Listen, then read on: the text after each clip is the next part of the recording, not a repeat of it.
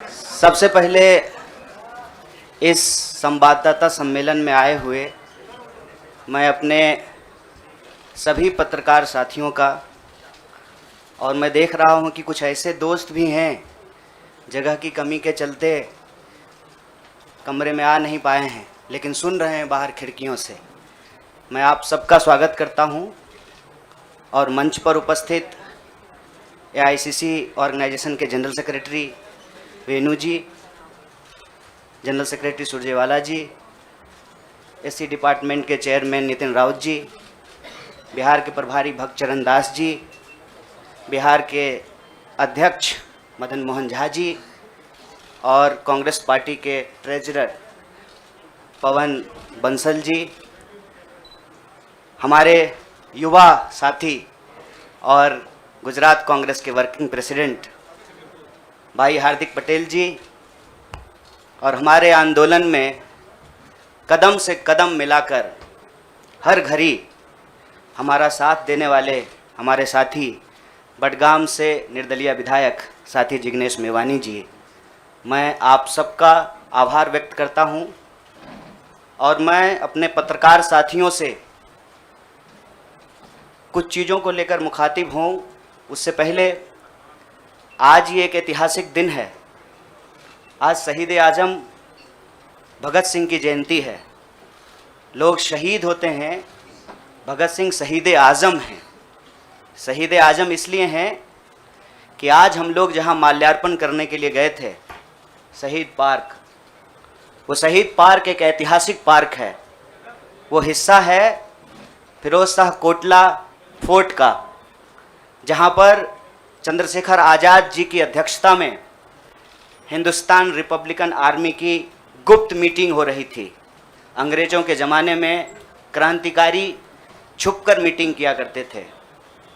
नौजवान तरुण भगत सिंह एक प्रपोजल लेकर के आए कि हिंदुस्तान रिपब्लिकन आर्मी का नाम अब हिंदुस्तान सोशलिस्ट रिपब्लिकन आर्मी होना चाहिए।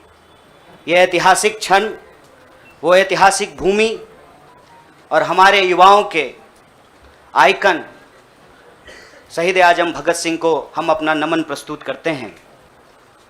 आज एक दुखद घटना भी हमारे ज़िले में हुई है। वज्रपात के चलते 2 बच्चियों का निधन हो गया है। मैं इस मंच से उनके प्रति शोक व्यक्त करता हूं और उनके परिवार के प्रति अपनी संवेदना व्यक्त करता हूं। दोस्तों, मुझे लगता है कि बहुत कुछ कहने की ज़रूरत नहीं है। आजकल सूचना क्रांति के इस दौर में हमसे ज़्यादा मालूम हमारे पत्रकार साथियों को होता है। तो बेहतर ये होगा कि आप सवाल पूछें, मैं आपका जवाब दूं। लेकिन आप सवाल कहाँ से पूछेंगे और आपके मन में कौन से सवाल चल रहे हैं, इसका थोड़ा सा अंदेशा है, मुझे थोड़ा अंदाज़ा भी है। सबसे पहले मैं आपको बधाई देना चाहता हूं कि आपने पत्रकारिता की उस मिसाल को जिंदा रखा है कि कम से कम विपक्ष से तो सवाल करते हैं ना, ताकि इस देश को याद रहे कि पत्रकारों का काम है सवाल पूछना। तो मैं आपके हर सवाल का जवाब दूंगा। जितना सवाल आप पूछना चाहते हैं पूछिएगा, बारी बारी से पूछिएगा, सारे सवालों का जवाब दूंगा। बस एक सवाल का जवाब जो मुझे लगता है कि आप सबके मन में होगा कि आप कांग्रेस पार्टी क्यों ज्वाइन किए हैं, उस सवाल का जवाब दे करके मैं हमारे जो अध्यक्ष हैं उनकी तरफ मुखातिब होऊंगा, माइक उनको समर्पित करूंगा। मैं कांग्रेस पार्टी इसलिए ज्वाइन कर रहा हूं कि मुझे ये महसूस होता है कि इस देश में कुछ लोग, वो सिर्फ लोग नहीं हैं, वो एक सोच है। वो इस देश की सत्ता पे ना सिर्फ काबिज हुए हैं, इस देश की चिंतन परंपरा, संस्कृति, इसका मूल्य, इसका इतिहास, इसका वर्तमान और इसका भविष्य खराब करने की कोशिश कर रहे हैं। वो जो सोच है, उस सोच के बारे में आप अपने आप समझ जाएंगे, क्योंकि कहीं मैंने पढ़ा था कि आप अपने दुश्मन का चुनाव कीजिए, अपने विपक्ष का चुनाव कीजिए, दोस्त अपने आप बन जाएंगे। तो हमने ये चुनाव किया है। हम इस देश की सबसे पुरानी पार्टी, सबसे लोकतांत्रिक पार्टी, मैं जोर दे करके बोल रहा हूं लोकतांत्रिक पार्टी, ताकि आप लोग परिवारवाद पे सवाल जरूर कीजिएगा। लोकतांत्रिक पार्टी में हम इसलिए शामिल होना चाहते हैं कि हमको लगता है, और सिर्फ हमको नहीं लगता है, इस देश के लाखों करोड़ों नौजवानों को यह लगने लगा है कि अगर कांग्रेस नहीं बचा तो देश नहीं बचेगा। और यह बात मैं आपको स्पष्ट कर देता हूं, देश में प्रधानमंत्री अब भी हैं, देश में प्रधानमंत्री इससे पहले भी थे, देश में आगे भी प्रधानमंत्री होते रहेंगे। लेकिन आज जब हम लोग श्री राहुल गांधी जी के उपस्थिति में फॉर्मली कांग्रेस पार्टी का फॉर्म भर रहे थे, तो साथी जिग्नेश ने संविधान की कॉपी दी और हमने उनको भगत सिंह, गांधी और अंबेडकर की तस्वीर प्रस्तुत किया, क्योंकि हमारा यह मानना है कि आज इस देश को भगत सिंह की वीरता की जरूरत है, भगत सिंह के साहस की जरूरत है। आज इस देश को अंबेडकर की समानता की जरूरत है, और आज इस देश को गांधी की एकता की जरूरत है। गांधी जब कहते हैं रघुपति राघव राजा राम, पतित पावन सीताराम, ईश्वर अल्लाह तेरो नाम, सबको सन्मति दे भगवान, ये गांधी की एकता है। जब अंबेडकर कहते हैं कि किसी भी समाज का मूल्यांकन वहां महिलाओं की क्या स्थिति है इस बात से होगा, तब वो समानता की वकालत कर रहे होते हैं। मैं नहीं मानता हूं कि डॉक्टर बाबा साहब भीमराव अंबेडकर किसी एक समुदाय के नेता थे। कांग्रेस पार्टी ने, संविधान सभा ने डॉक्टर बाबा साहब भीमराव अंबेडकर को संविधान बनाने की जिम्मेवारी दी, और उस संविधान के प्रियम्बल में यह लिखा है, हम भारत के लोग भारत को एक प्रभुत्व संपन्न समाजवादी धर्मनिरपेक्ष लोकतांत्रिक गणराज्य बनाने के लिए, इसमें समानता न्याय के मूल्य निहित हैं। और जब भगत सिंह कहते हैं कि आप व्यक्ति को कुचल सकते हैं, विचारों को नहीं, आप बम और पिस्तौल से कभी इनकलाब नहीं ला सकते हैं, उस साहस की जरूरत है हमको। मुझे नहीं लगता है, मेरे बहुत सारे राजनीतिक दोस्तों को यह लगता है, मुझे लगता है कि यह देश 47 से पहले वाली स्थिति में चली गई है। लेकिन जिनको लड़ना है उनके पॉलिटिकल इमेजिनेशन में आज भी हर कोई अपना अपना शोरूम बचाने के चक्कर में है। रे भाई, मॉल में आग लग गया है, दुकान बचाओगे? बस्ती में जब आग लग जाती है ना, बेडरूम की चिंता नहीं करनी चाहिए। आज हम इस मुहाने पे खड़े हैं कि इस देश के भीतर भारतीय होने की जो पहचान है, जिसमें बुद्ध निहित हैं, जिसमें कबीर निहित हैं, जिसमें नानक निहित हैं, जिसमें हर बार हर दौर में सत्ता से सवाल पूछने का साहस होता है, उस भारतीय चिंतन परंपरा को बचाने की जरूरत है। इसीलिए हम कांग्रेस पार्टी में शामिल हुए हैं कि कांग्रेस पार्टी वो पार्टी है जो गांधी की विरासत को लेकर के आगे चलेगा। कांग्रेस पार्टी वो पार्टी है जो सरोजनी नायडू के विचारों को लेकर के चलेगा। कांग्रेस पार्टी वो पार्टी है जो अंबेडकर, नेहरू, अशफाक उल्लाह खान, शहीद आजम भगत सिंह और मौलाना अबुल कलाम आज़ाद के रास्तों पे चलेगा। हम जब भी समानता और बराबरी की बात करते हैं, यह कुछ व्यक्तियों तक सीमित नहीं है, यह भारतीय होने का इतिहास है।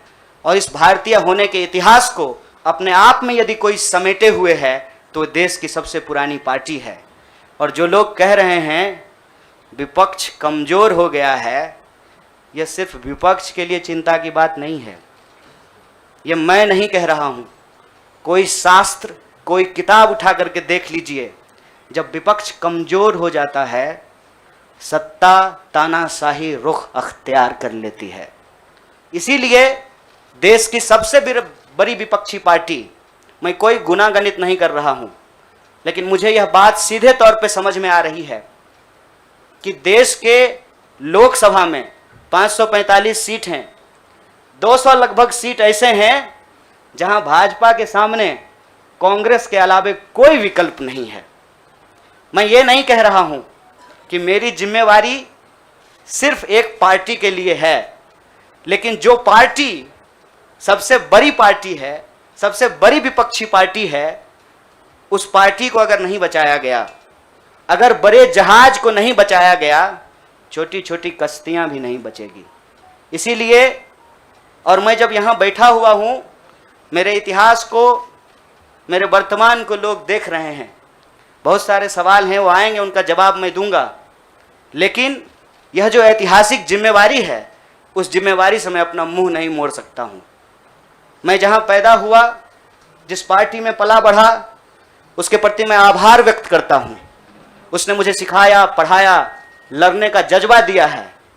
लेकिन उस पार्टी के साथ साथ मैं उन लाखों करोड़ों लोगों को भी धन्यवाद देना चाहता हूँ जो किसी पार्टी से जुड़े हुए नहीं थे। अपने स्कूल के व्हाट्सएप ग्रुप में जब हम लोगों के ऊपर अनावश्यक आरोप मढ़े जाते हैं तो अपने दोस्तों से लड़ रहे थे, अपने घरों में डिनर टेबल पर लड़ रहे थे। लोगों की दोस्तियां टूट गई हम लोगों के आंदोलन के समर्थन में, और मैं मजाक नहीं कर रहा हूं, लोगों के डिवोर्स तक हो गए। ये जो देश में एक वैचारिक संघर्ष छिड़ा है, उस वैचारिक संघर्ष को कांग्रेस पार्टी ही नेतृत्व दे सकती है, यह हमारा भरोसा है। और मैं ये उम्मीद करता हूं कि हमारे देश के जो लाखों करोड़ों नौजवान आपके माध्यम से सुन रहे हैं, उनसे भी मैं आग्रह कहता हूं, दीवार पर बैठकर टुकुर टुकुर मुंह ताकने का वक्त नहीं है। ये अर्जेंसी का टाइम है, और इस अर्जेंसी के टाइम पे दीवार पे बैठ करके दायां जाएं कि बायां जाएं, ये मत सोचिए। जब आप जंग में होते हैं तो आपके पास जो अवेलेबल चीजें होती हैं, आप उससे मुकाबला करने की कोशिश करते हैं। कांग्रेस पार्टी एक बड़ी जहाज है, अगर कांग्रेस पार्टी बचेगी तो हमारा मानना है इस देश के लाखों करोड़ों नौजवानों की आकांक्षाएं बचेंगी, गांधी की मीमांसा बचेगी, भगत सिंह के सपनों का भारत बचेगा, और डॉक्टर बाबा साहब भीमराव अंबेडकर की समानता का भारत का निर्माण संभव हो पाएगा। इसी आशा और उम्मीद के साथ मैं इस पार्टी से जुड़ा हूं, और मुझे पूरा भरोसा है कि कांग्रेस पार्टी जो अपने आप को एक लोकतांत्रिक पार्टी कहती है, आज़ादी के साथ, अपनी पूरी मुखरता के साथ सत्ता से सवाल पूछना और लोगों के हक के लिए लड़ना भिड़ना संघर्ष करने में हमारे साथी रहेंगे, हमारे सहयोगी रहेंगे। और ये परिवार संघ परिवार नहीं, वो क्या परिवार जो परिवार छोड़कर परिवार बनाना पड़े, वो परिवार जो आपको परिवार छोड़ने के लिए नहीं कहता है, कहता है कि अपने परिवार में रहिए। अरे महात्मा गांधी कस्तूरबा गांधी को लेकर के अंग्रेजों से लड़ गए, बताइए इनको अपना घर छोड़ना पड़ा? कोई जरूरी है क्या? घर परिवार के साथ रहना है। डॉक्टर बाबा साहब भीमराव अंबेडकर भी अपने परिवार के साथ रहते थे।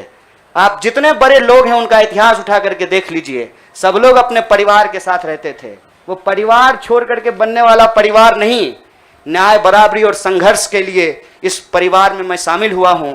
सभी सदस्यों के प्रति, देश के अंदर फैले हुए लाखों करोड़ों कार्यकर्ताओं को अपना आभार व्यक्त करता हूं। बहुत बहुत शुक्रिया, बहुत बहुत धन्यवाद।